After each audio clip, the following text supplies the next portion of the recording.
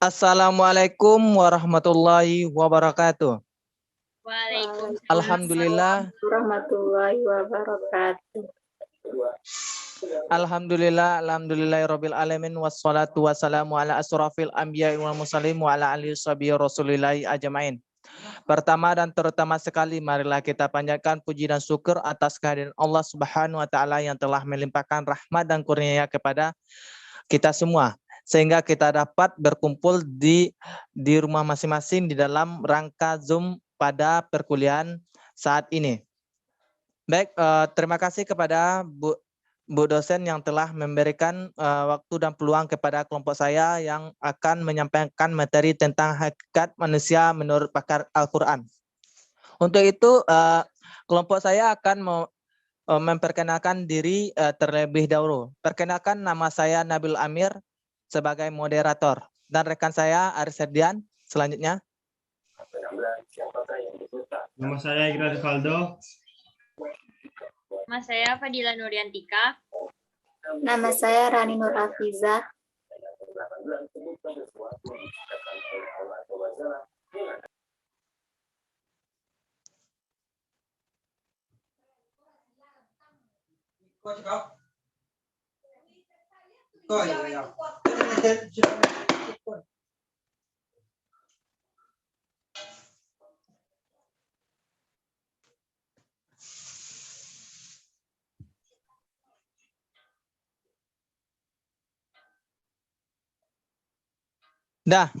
terima kasih kepada teman-teman saya yang telah memperkenalkan diri.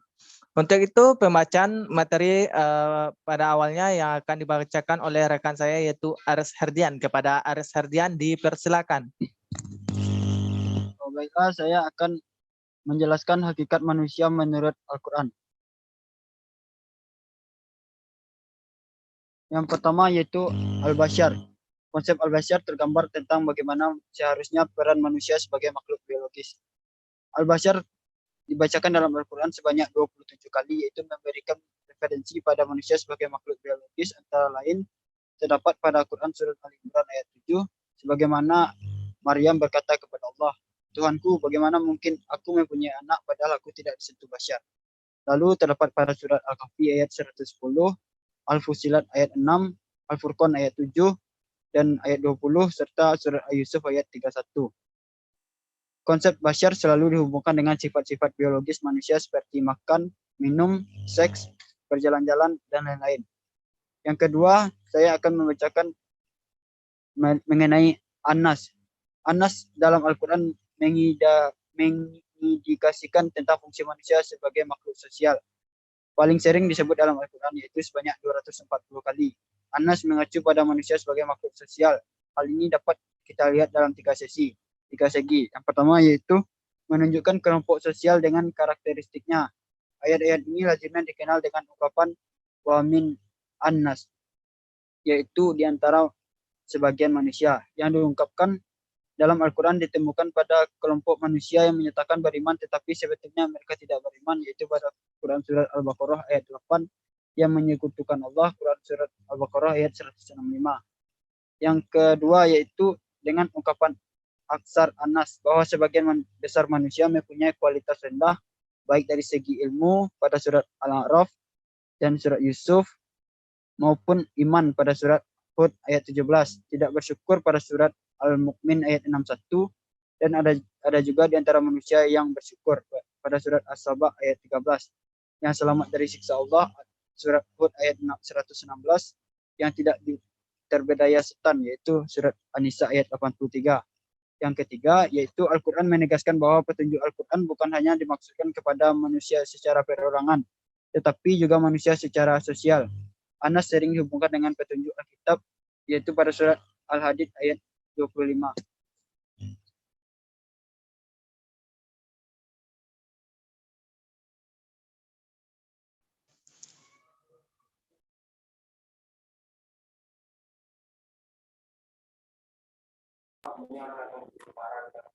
Selanjutnya, Al-Insan. Al-Insan adalah Al-Quran mengapalkan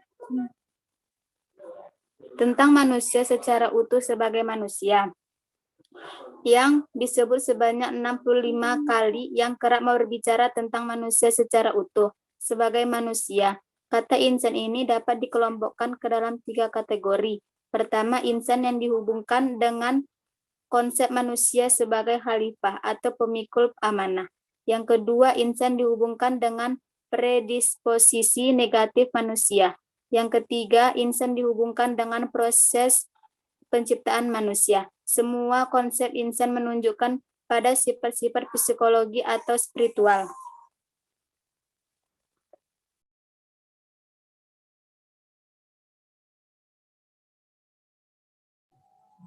Selanjutnya adalah pemahaman tentang hakikat manusia.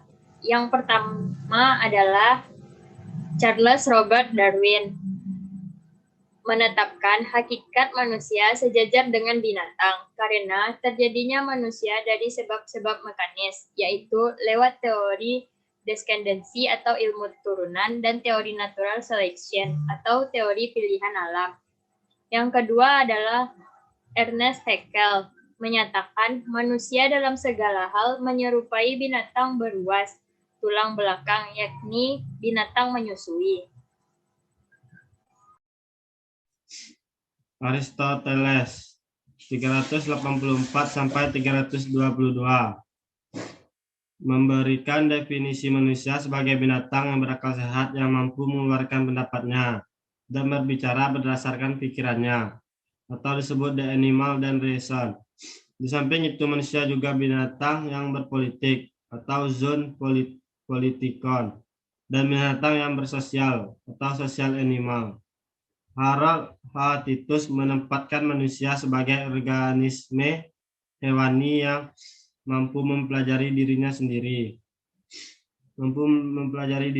dan mampu menginterpretasi terhadap bentuk-bentuk hidup serta dapat menyelidiki makna eksistensi insani, atau Endang Saifuddin dalam Muhaimin 1993 sampai 31.